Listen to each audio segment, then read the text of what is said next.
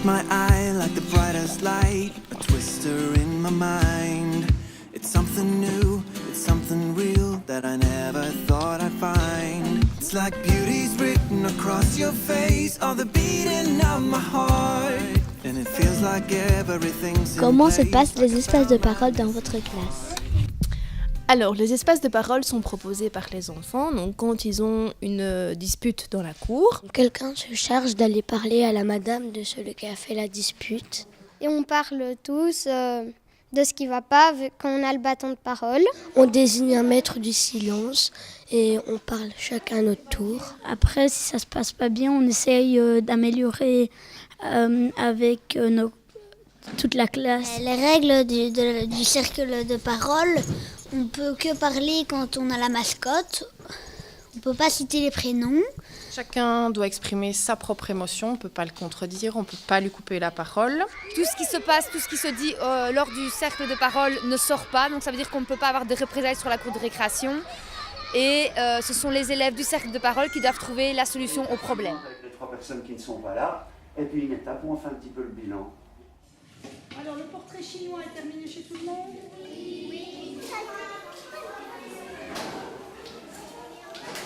Que raconte-t-on dans l'espace de parole? On raconte des disputes, des choses positives ou négatives. Quand un enfant veut jouer avec quelqu'un, mais que le quelqu'un en question ne veut pas, ça crée une dispute. Ou quand ils jouent à un jeu de course dans la cour et qu'ils ne sont pas d'accord sur les règles, ça crée encore des disputes. On jouait au foot et j'ai dit qu'il y avait faute et il a dit qu'il n'y avait pas faute. Et après ce moment, c'est parti en beau. On s'est battu et après le professeur est venu nous séparer. C'est les grands qui viennent souvent prendre notre balle et qui jouent avec et qui ne nous la rendent pas après. Et un jour, il y avait mon copain et alors on l'insultait. J'aimais pas comment l'autre l'insultait. Et alors, après, on s'est disputé. 2-3 semaines, tu faisais plus le saut. Et pourquoi tu te sentais énervé? Tu peux expliquer ça? C'est pas mal dans le dos, mais autant venir me dire en face. Donc on joue à un jeu, on se fait des blagues, on s'envoie des feintes, on s'envoie des vannes sur les vêtements, sur les cheveux, peut-être sur le physique, peut-être sur comment on travaille, peut-être sur la famille d'où on vient, peut-être sur la culture. Et il y a un moment, qu'est-ce qui se passe? Je l'ai vécu quand même un peu mal parce que je savais pas avec qui aller. Comment réglez-vous les disputes? Alors, on en parle beaucoup, chacun dit un peu ce qu'il a envie de dire par rapport à ça. Et on apprend à se détendre et pour ça je fais la méthode, j'ai un CD que je passe, la petite grenouille. Monsieur prend 3 boîtes, une boîte marquée « Je suis triste » pour quand on s'est battu ou qu'on est fâché, une boîte « Je suis content », l'autre j'ai une idée. Quand on entre en classe, lors des préambules, les enfants doivent venir installer leurs petites pinces dans l'émotion dans laquelle ils sont. Ils expliquent ce qu'il s'est passé en utilisant cette marionnette-là. Tant qu'ils n'ont pas la marionnette, ils ne peuvent pas parler. J'ai demandé à chaque enfant son avis concernant l'organisation du temps de midi.